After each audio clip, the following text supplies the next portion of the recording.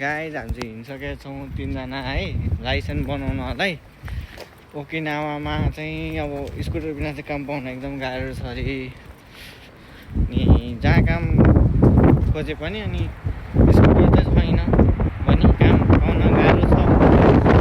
Bank cash पनि एकदम गाह्रो। अहिले हामी रातिको ठ्याक्कै 12:35 घरबाट एकदम हिँडिसकेका छौँ।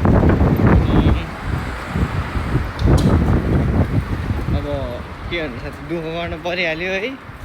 नारिता छोडेर आइयो ओकिनावा। सो हामी चाहिँ आज लाइसेन्स बनाउनु जाँदैछौँ। अनि के कस्तो हुन्छ प्रोसिडियरहरू अनि तपाईँहरू सेयर गर्छौँ। अनि अब नयाँ भिडियो हालिरहनु पऱ्यो। धेरै भइसक्यो भिडियो सिडियो नहाले है।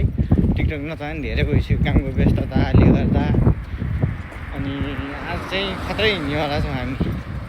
यहाँको ड्राइभिङ सेन्टरसम्म पुग्नु पऱ्यो। अनि त्यसपछिको बाँकीको के छ तपाईँहरूलाई पनि एकदम काम लाग्न सक्छ। त्यही भएर जो आउँदै हुनुहुन्छ, जो यहीँ आउनुभयो भर्खर सेन्टमेन्टको लागि होइन, न्युङ्गो गएको हुने नि एकदम काम लाग्छ।